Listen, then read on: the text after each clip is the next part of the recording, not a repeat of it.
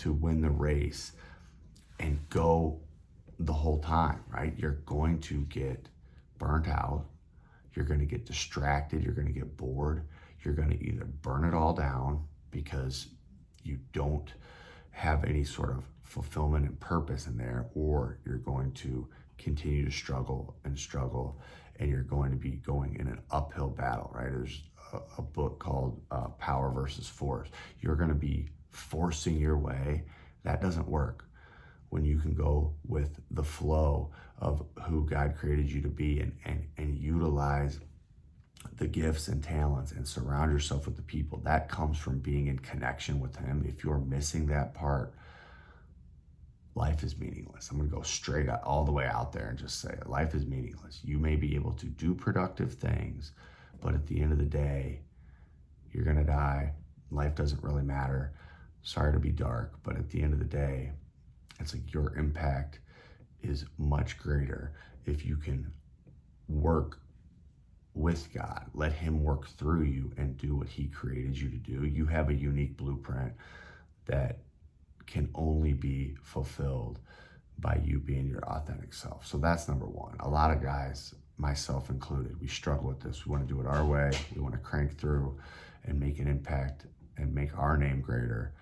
It's not about that. It's about being the version of you that God created you to be and making His name greater through you being the best version of yourself. And you can go much further and much stronger and much longer, fueled up with Him powering you versus powering yourself. Okay. The second one, and again, the order of these is not super critical, but all four of them must be important, right? They must be getting moved the needle up on them at all times, or you must have a gauge of where you're at as far as how full each tank is. Because if it's like a delicate balance, if I'm missing one, it's going to affect the other three.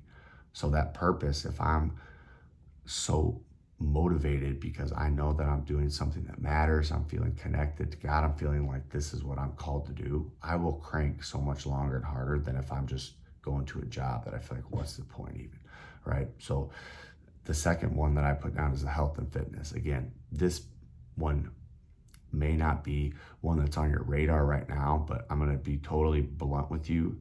Think about it like this. As soon as you die, your game is over. You cannot win the game if you're not here. So how many years are you not just going to be alive, but how many years are you going to be able to thrive at a high level, mentally, physically, emotionally, health-wise? Are you taking care of the systems? Are you taking care of the body? Are you taking care of the heart, the blood, the lungs? Are you taking care? Are you putting the right fuel in your body so that you can go not just till you're 40, till you're 50, 60, 70, 80 and still be cranking? Or are you going to be at 60 crawling across the finish line on 3 or 4 medications, not able to walk and play because you're so overweight, because your body hurts, because you can't move? This is the way that the majority of Americans and people in general end up, right? They're getting to a longer age, but the quality of life is shit. And I mean, this is really freaky, but one of our good friends, a guy that I wrestle with, just had a heart attack.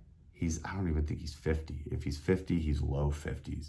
He's living, he survived, but that was like a big wake-up call, smack in the face for me, that you're not promised tomorrow. So if you stop breathing tomorrow, your game ends. Not only does your game end and you didn't get to, play and fulfill and live out your purpose, but now think of those that it impacts. As a father, as a husband, as a businessman, you have mouths to feed, you have people counting on you, you have a spouse. Think of the devastation, think of their life and how infinitely harder it becomes without you in the picture. They don't have that role model, that emotional support. They don't have your financial support. They don't have you teaching your wisdom, all of these things. Your team doesn't have its leader. There's so many people depending on you that if you're not putting in the work to be in your optimal health and fitness, you're leaving money on the table and you're potentially, cutting your time in the league short, right? You don't want to be this flash in the pan guy that's there for a year, gets a little stint, and then he has a good year and then he's gone. You want to be the guy that does the work consistently for year over year, and at the end of his career, he makes it to the Hall of Fame because he's been there and performed at a high level for an extended duration, okay? So think about that as you think about your health and fitness. There's a fitness, wellness, sickness continuum that is in the CrossFit Level 1 curriculum, and you can place yourself anywhere on that continuum. If you are not healthy and you're on the sick side, that's unacceptable. But if you're healthy, but you're not going towards the fitness side, you're leaving some bulletproofing on the table, right? Because it's how you move, it's how strong you are, it's how much endurance you have, it's how much energy you have. This is what's going to determine the quality of your life as you're living it. It's going to determine the ability that you can protect your loved ones. Physical health and strength is important, right? You need to be able, if somebody comes at you, the bottom line is our world is fucked up. It's going to be fucked up. People are crazy. That's again, part of the human condition. You cannot deny that. You can't live in a fantasy of happy, clappy, like rainbows and butterflies. Like, people do dumb stuff. With the state of affairs, you just need to be prepared for anything. And so to be truly unshakable, having a strong body that moves well, that has the plumbing working well, is a non-negotiable for winning at life. Okay. The third one I have on the list is money. And this is one that really is a trigger for me because it's something that I neglected and I felt like wasn't important. Oh, God will take care of me if I'm doing his work right. I thought if I had the connection to God, the money didn't matter and I could be irresponsible with it. I will tell you right now, if you do not have the ability to make money from serving others and providing value to others, you are going to severely limit your impact that you can have in this world. You're going to induce stress into your family if you are not able to produce. You're going to put yourself at the mercy of others. You're going to put yourself at the mercy of circumstances, and it's not going to be able to live at the highest level without the ability to make and control money, to save it, to spend it wisely, to invest it, to understand the money game. It's just a game. It's just like health. There's simple systems and ways that it has to behave when you become the master of it, that you can make it work for you. And the other piece that I put down is you have to produce at a level that supports your lifestyle that you desire. And that's it. So a lot of people get so obsessed and hung up on this that they put all of their attention and energy as if this is the holy grail, neglecting fitness, neglecting relationship, doing something that takes them away from their connection and their purpose.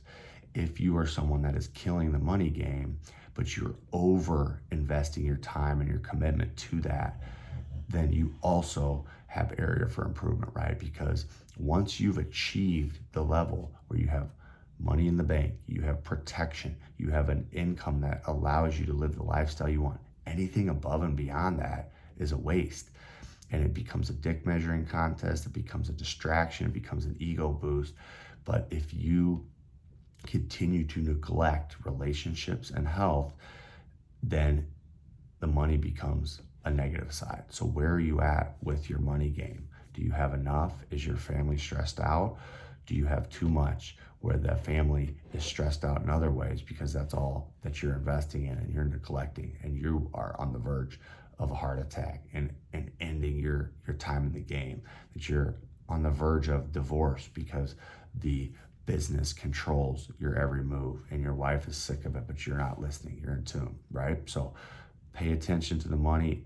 It is relevant even as a spiritual being in order to operate in this world. It is important. And that's something that I neglected and ignored, put my head in the sand like an ostrich.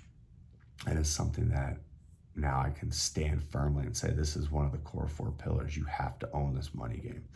The fourth one I have down is relationships. This is arguably the most important, right? Because without relationships, I feel like life is empty and meaningless. Like sharing any kind of accomplishment, if you don't have someone to share it with, it's just a temporary high.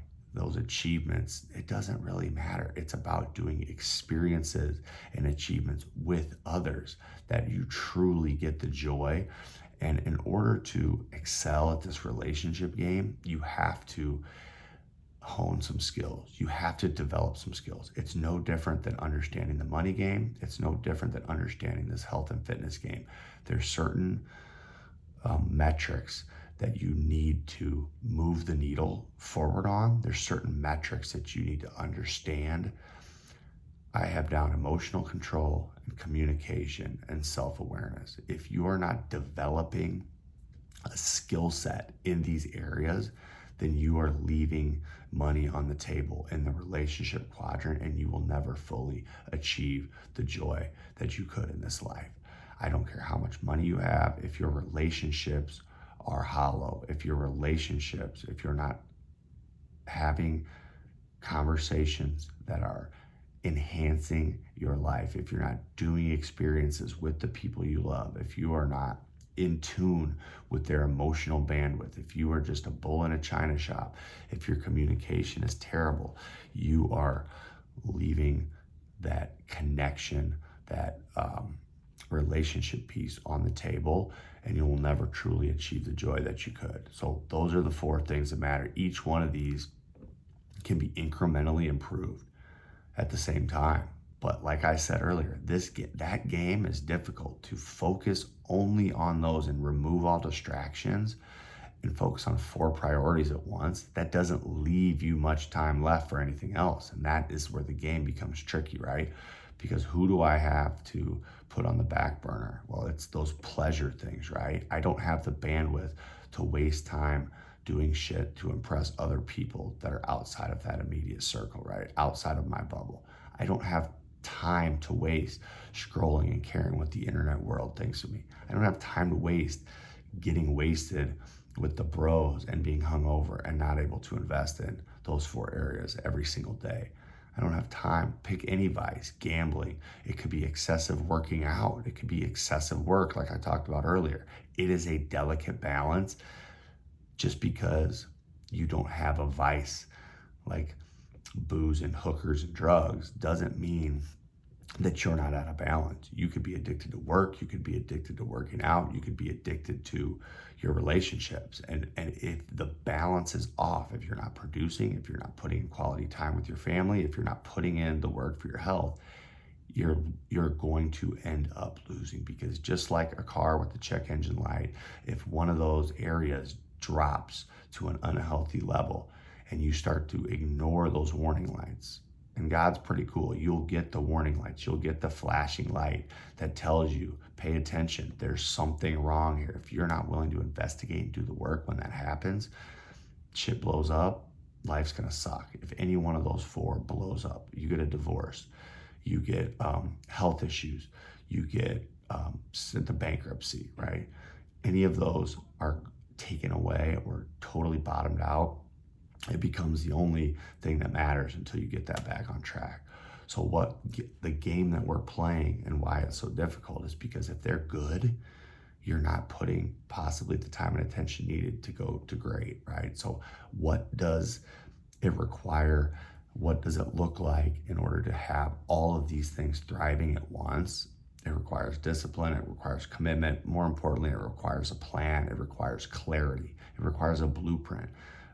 Knowing what is too much, knowing what's not enough, knowing where you're at requires self-awareness so you can own where you're at, so you can get a starting point and know, do I need to put more or less? This is the game, guys. This is the game. So that's my revelation from this morning. I don't want to go much longer. I will say at the end, little shameless plug, is this is what our new mentorship program is all about for guys. And this is for guys only. We've done a little bit of a deep dive into the systems and blueprint to own your health quadrant. So I just told you what the 4 are.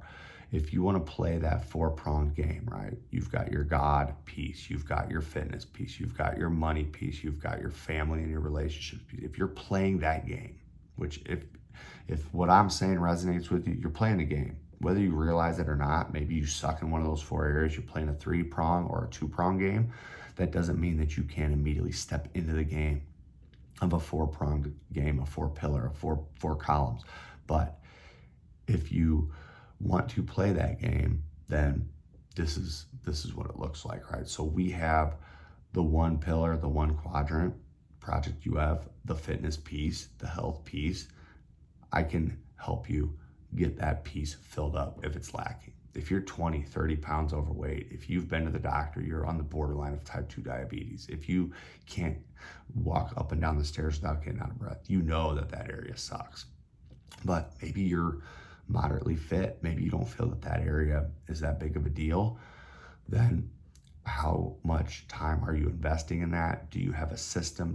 Can you put it on autopilot so that that thrives while you're then using the power created from being extremely fit, that you can then put that power into your other 3 areas? If not, then you're still leaving something on the table. So that's who I want to work with. We have a 12-week mentorship program that we're starting in April. If you don't know, how you stack up, I say book a call, 5 minutes. I'll ask you a couple questions in each area.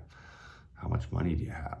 How much are you making? What does it take for you to live, right? Are you living below your means? Do you have a nest egg? Boom. That's pretty easy to see where you're at on the financial scoreboard. But what about your health scoreboard? We have similar questions that we can ask about your health and what is important to you from that to make sure that you're aligned. Same with your relationship, same with your connection to God. What are you doing currently to move the needle in those areas?